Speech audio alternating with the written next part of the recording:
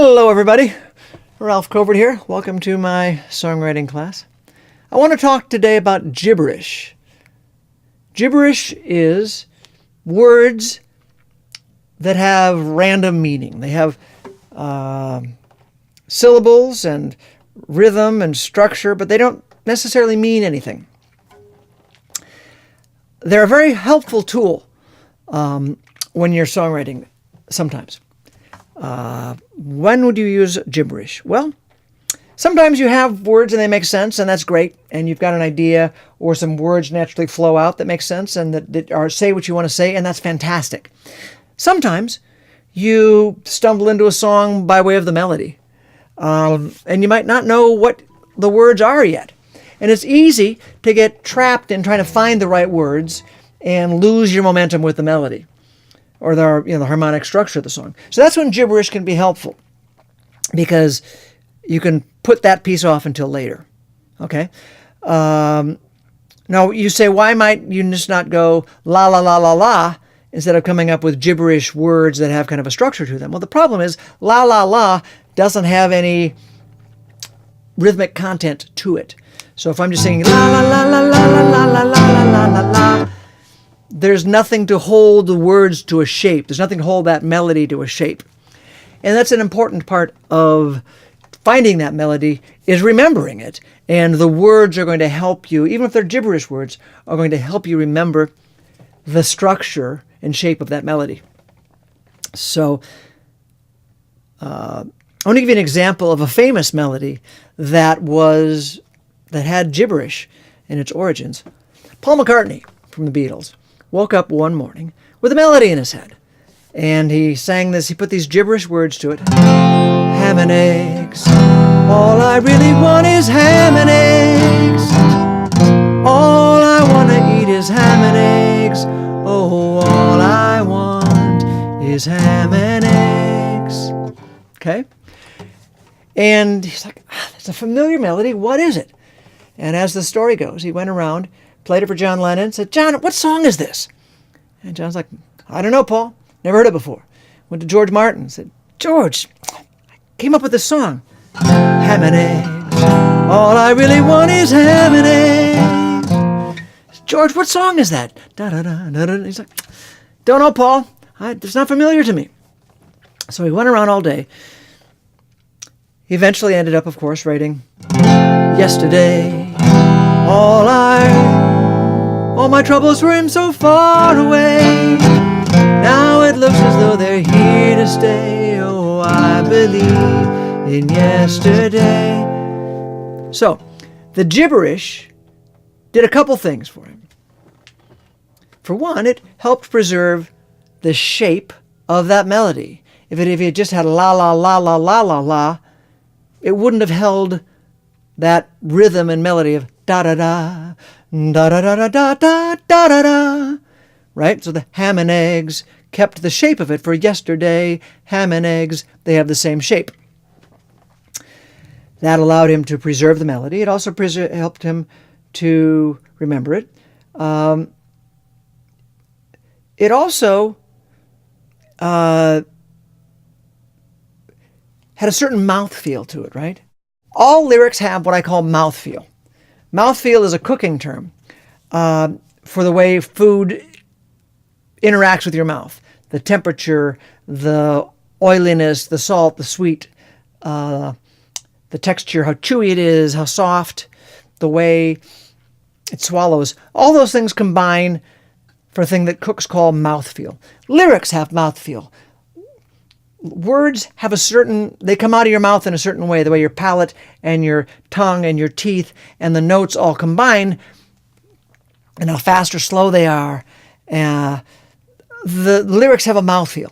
So gibberish might have more of a mouthfeel than it will have sense, because you're just singing what feels good to sing. So you might find words that have good mouthfeel, and then you can help guide and shape them into words that have the meaning that you want as well. In this case, one of the specific words even carried over, right? Ham and eggs. All I really want is ham and eggs. Yesterday, all my troubles seem so far away. So the word all actually exists from the gibberish words. And the other thing that, in this case, the gibberish had in it, that la la la la would not have had in it, is the emotional center of it. If you think about it, ham and eggs, there's a yearning there. He wants ham and eggs. He's hungry for ham and eggs. With yesterday, he's yearning for yesterday when all this trouble seems so far away. So the gibberish is a valuable tool because it held a lot of things in it. It became like a cup that helped the rhythmic structure of it, helped hold the melody so that you could remember the melody. It kind of kept the mouthfeel and the rhythm, and it even provided an actual word for the final song because that word just felt good there, and it helped preserve the emotional center of the song. Now, one way you can use gibberish as you're writing is, let's say you've got a first verse and a chorus that come to you, and you're all excited and you're flying high, and you're trying to work on this song. Well, as you get to the second verse of the song, instead of worrying about coming up with a brilliant lyric, just sing some kind of gibberish words, whatever comes up that fits it, and it kind of randomly works in the line that has that same basic melody. It's going to do the same thing for you in your song that Ham and Eggs did for Paul McCartney, of allowing it to placehold that song. One of the things I like to do when I'm writing a song is I call this, I take a tip from the old Blues Brothers movie where they drive off the Wacker Drive, and I call this driving off the bridge. I will take the song to as far as I have it written, and I'll do this with my cassette player. I'm going to jump off camera here and grab my cassette player so I can show you. Remember this push-button cassette player that we use for our 3-tape method? Well, what I do is I've got a song I'm working on, and you know how that the feeling when you nice chord. You know that feeling when you listen to a song for the first time on the radio or on a record, and the song is surprising you as it goes, right? You don't know what's going to happen next. There's a neat feeling as you listen to a song, and it's developing in front of you, and you're kind of wondering where the song's going to take you, where the songwriter is going to take you, what's going to happen next. It's one of the cool things about hearing a song for the first time. Well, when you're writing a song, you can kind of recreate that same experience only as a writer. You're choosing where it goes, but you're also kind of wondering where it's going to go. So when I'm writing a song, I try to listen to it and experience it with a kind of sense of wonder. Where's it going to go next? And gibberish can be an important tool for doing that. So, I've got a song, and I've got a verse and a chorus, and I'm going to make up a crazy, dumb example here. And when I get to the part that I've, so let's take the word, let's say that's, we're using the 3-tape method. I put my source tape in, I play the source tape, and what I hear back is this song that's like, let's just say, here's the song from my source tape, yeah. It was written on the 4th of July. Here's the rest of the verse of the song. Didn't make you laugh and it didn't make you cry. Then the chorus is, here's the chorus, here's the chorus of the song. The song, it builds and it carries you along. And it goes like this. Here's this. So that's my verse and my chorus. It's brilliant. Not. But it's an example. So that's what I've got on my source tape. So I figure out what the chords are.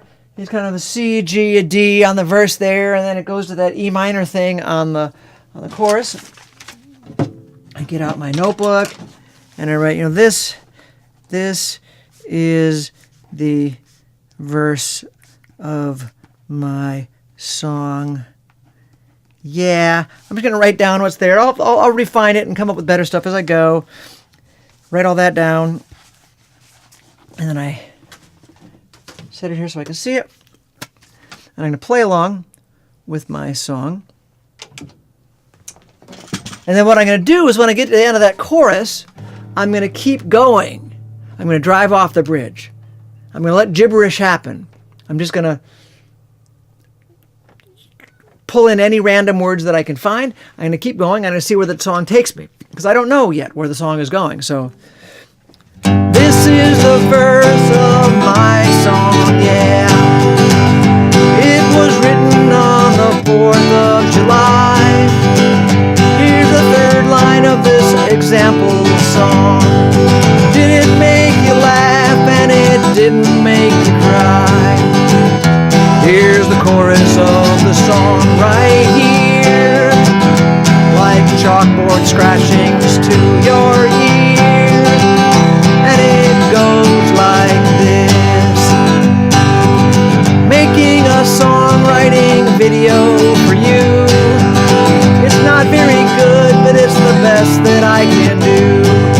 Wearing gray jeans and I'm singing in a microphone. Nobody's calling me on my phone. Here's the chorus of the song right here.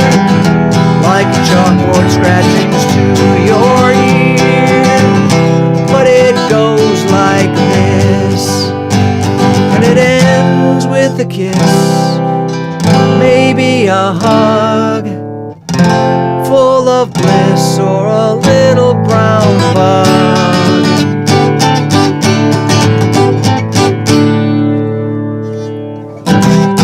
Here's the saying of the time. This song felt like it went to a chorus there. Like fingernails scratching on. So I take it as far as I can go, playing it forwards into the cassette player. I'm not trying to worry about remembering it. I'm not trying to make it brilliant. I'm letting the gibberish fill in the words so I can kind of see the structure of the song as a whole. And I'm kind of finding out what happens next in the song. Then I can stop and I can rewind my tape and write down these words and start refining them. Now I've got the melody now. I've got a little bit more of the structure. I maybe found a bridge I like, maybe I don't like it, but I have something. And the parts I don't like, of course, take my songwriting compass, change and make them different. The words I don't like, the gibberish stuff that I don't like, take my songwriter compass, make a different choice. If, as I start to write out the chords and write out the words, I think, well, that chord's kind of boring there. What's a different chord I might use there? And so I start having a structure and a framework that I can look at as I make my choices. Now, I'm not handcuffed to any of it. I can change any of it. And at the point at which I've taken it as far as I can on that particular day, I put it down on my work tape and I move on to the next idea on my source tape and then move that forwards as well.